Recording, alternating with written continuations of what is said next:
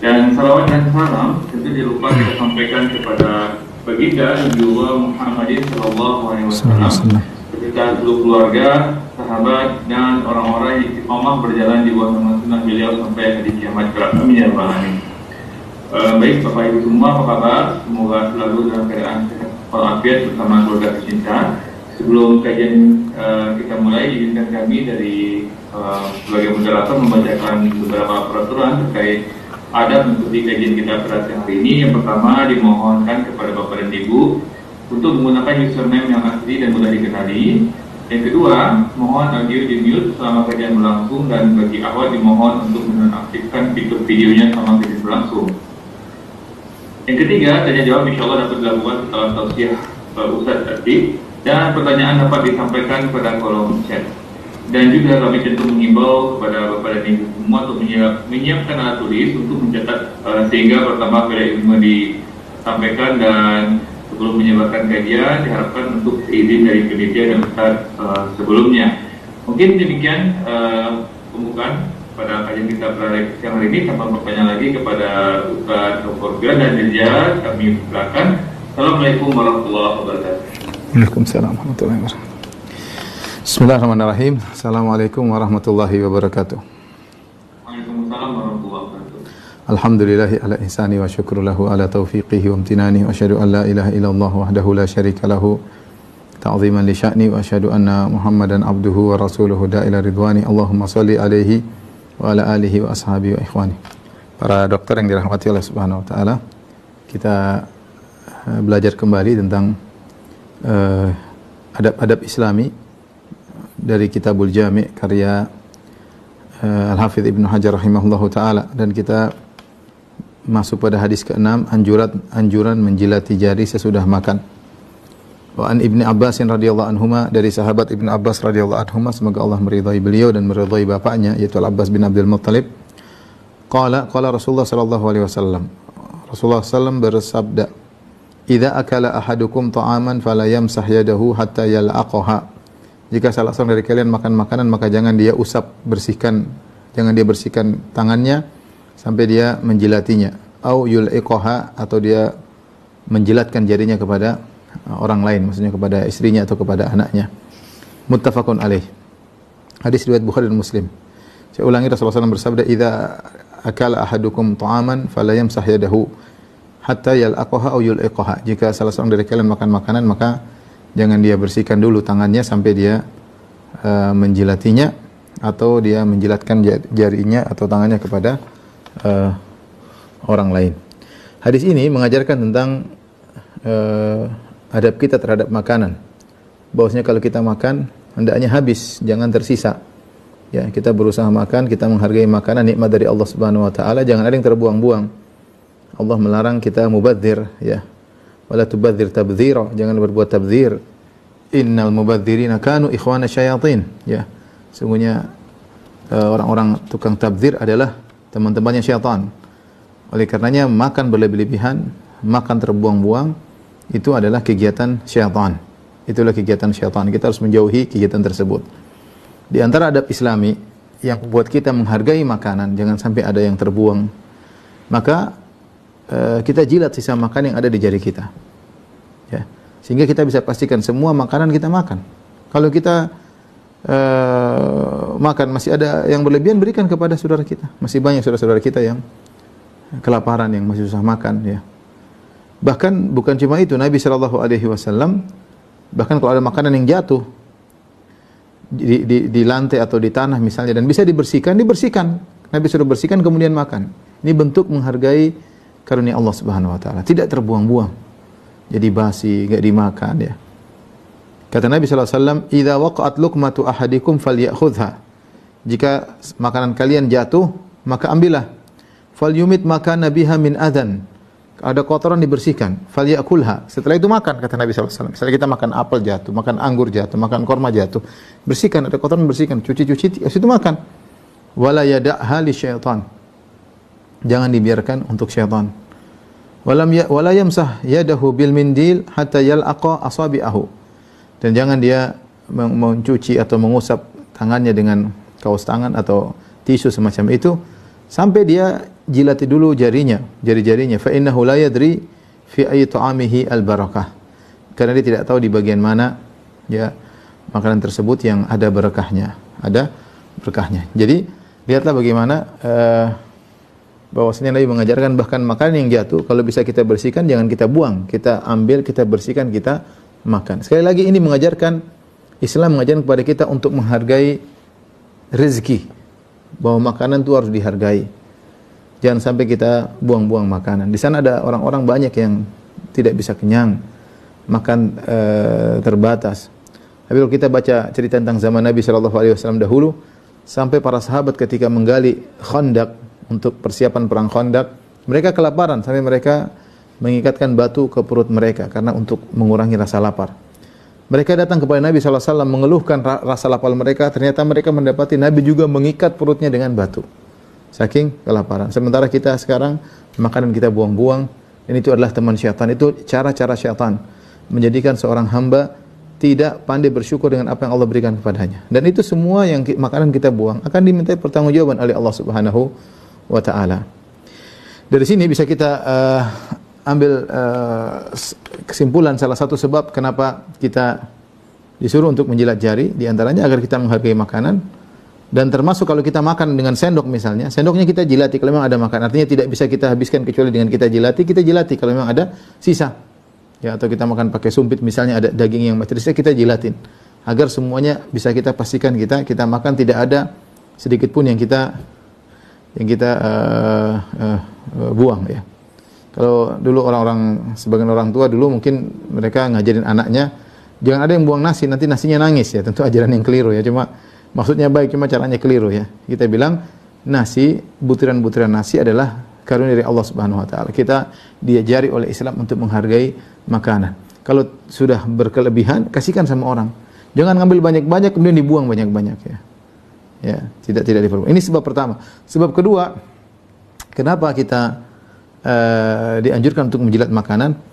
Untuk memastikan semua yang kita makan, yang kita taruh di piring semuanya habis. Karena ketika kita sedang makan, ada keberkahan turun di piring kita itu. Dan kita tidak tahu yang keberkahan tersebut di bagian makanan yang mana. Apakah yang tersisa, apakah yang sudah kita makan. Ya. Makanya Nabi ketika menyuruh seorang untuk menjilat-jilat jarinya, Nabi mengatakan, innakum la tadruna fi ayyihi al-barakah. Kalian tidak tahu di bagian makanan manakah yang di situ ada keberkahannya. Tapi kalau kita makan habis, semuanya dimakan habis, sudah dipastikan kita makan makanan yang Allah turunkan keberkahan. Dan kalau sudah diturunkan keberkahan kita makan, berarti kita akan berkah. Amalan kita akan berkah, kita akan produktivitas ya. Semangat beribadah ya, karena makanan yang kita makan berkah. Makanya Nabi SAW menyuruh kita untuk bersahur ya. Tasahharu fa inna fi sahuri barakah. Bersahurlah karena dalam sahur itu ada keberkahan. Jadi meskipun sedikit, walau jur'atan min ma. Kata Nabi meskipun hanya seteguk air. Karena makanan yang kita makan itu seluruhnya berkah. Sehingga ketika siang hari kita semangat baca Quran, semangat beraktivitas meskipun dalam kondisi berpuasa. Jadi inilah dua sebab. Pertama menghargai makanan itu sendiri. Yang kedua agar kita bisa memastikan bahwasanya yang kita makan ada berkahnya. Karena kalau kita makan nih, ternyata sisa sedikit, sisa sendok kita nggak makan. Ternyata keberkahan turunnya di sisa tersebut. Kita makan ternyata ada sisa mungkin beberapa butir beras nasi di sini. Kita cuci. Padahal disitulah keberkahannya, bisa jadi kita nggak tahu.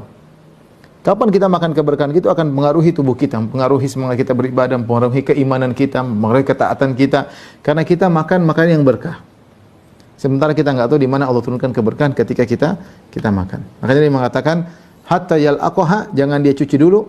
Fala yamsah yadahu bil mindil, jangan dia usap tangannya dengan semacam kos tangan atau semacam tisu. Sampai hatta yal'aqaha, sampai dia menjilat jari-jarinya. Au yul'iqaha, atau dia jilatkan kepada orang lain yang dia cintai ya. Tentu bukan berarti teman kita makan bareng-bareng kemudian jilat tangan saya, enggak maksudnya kalau lagi makan sama istri kita jilat tangan dia jilat tangan kita, enggak ada masalah. Atau dengan anak kita suruh jilatin, enggak ada masalah ya. Yang penting tidak ada makan yang terbuang, semuanya berkah ya. Ikhwan dan akhwat yang dirahmati Allah Subhanahu wa taala, inilah sunnah Nabi SAW yang terkadang sebagian orang mungkin merasa minder untuk melakukannya. merasa kayaknya kurang sopan melakukannya, kesannya terkesan rakus, kita bilang, "Dah, ini sunnah Nabi." Kalau telah datang dari Nabi SAW, kita mengatakan sami'na wa ata'na. Saya dengar dan saya taat. Nabi yang suruh, kita kerjakan. Terserah orang menilai apa.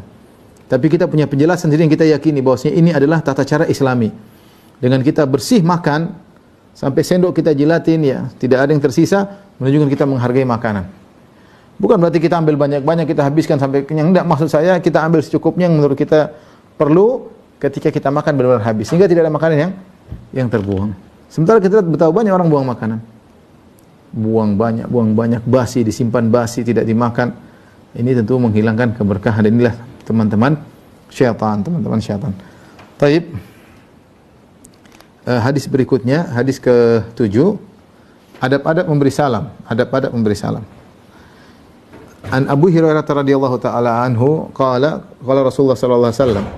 Dari Abu Hurairah radhiyallahu anhu, beliau berkata bahwasanya Rasulullah SAW bersabda, "Liyusallimas shaghir 'alal kabir." Hendaknya yang muda memberi salam kepada yang besar. Jadi kalau bertemu antara dua orang, siapa nih yang dulu memberi salam? Ini dibahas oleh Nabi sallallahu alaihi wasallam. Kata Nabi sallallahu alaihi wasallam, "Liyusallimus shaghir 'alal kabir." Yang muda memberi salam kepada yang lebih tua. Wal mar 'alal qa'id. Yang lewat memberi salam kepada yang duduk. Wal qalil al katsir, yang sedikit memberi salam kepada yang banyak.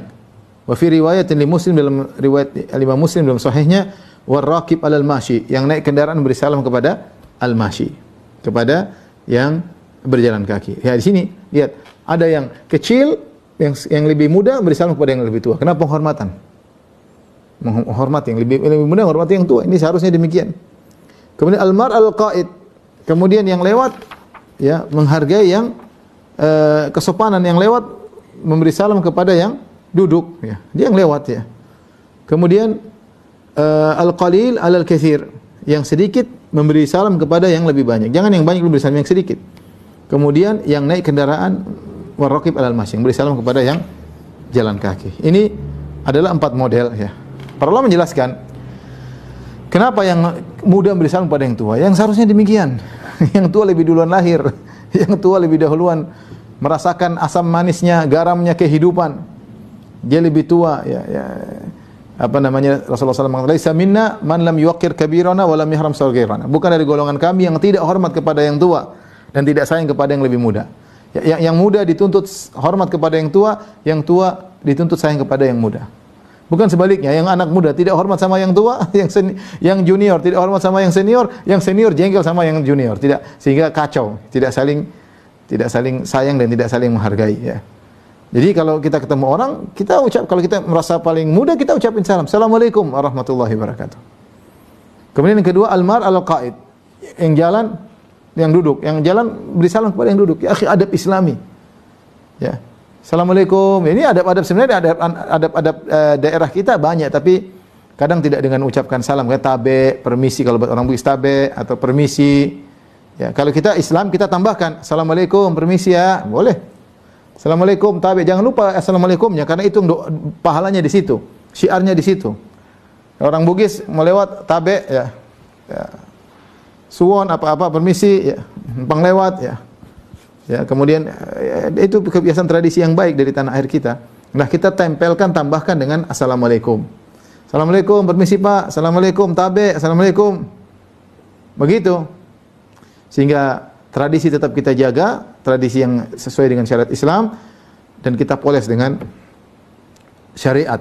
Sehingga syiar Islam terjalankan dan salam tersebarkan. Ini adalah syariat yang kalau kita lihat cuma orang Islam yang punya. Orang-orang lain baru nambah-nambah. Dulu mereka tidak ada. Makanya disebutkan dalam hadis bahwasanya orang-orang bagaimana orang kafir, mereka cemburu dengan syiar orang Islam. Assalamualaikum warahmatullahi wabarakatuh. Assalamualaikum warahmatullahi wabarakatuh. Masya Allah. Anak kecil bersalam kepada yang tua, ya. Indah, ya. Akhirnya mereka bikin-bikin juga, ya. Sebagian syiar-syiar Islam mereka tiru-tiru, ya. Tapi kita lah orang Islam yang paling menghidupkan salam, ya. Dan salam maknanya bagus. Keselamatan bagi engkau, doa. Kita berdoa kepada orang yang kita salami. Assalamualaikum, maksudnya semoga Allah beri keselamatan kepadamu. Semoga engkau selamat dari keburukanku. Aku tidak akan mengganggumu, ya. Ucapan salam itu luar biasa. Jadi yang lewat mengucapkan salam kepada yang duduk. Ya, ini kadang-kadang lupa ya. Kadang-kadang nyelonong-nyelonong boy kata orang ya.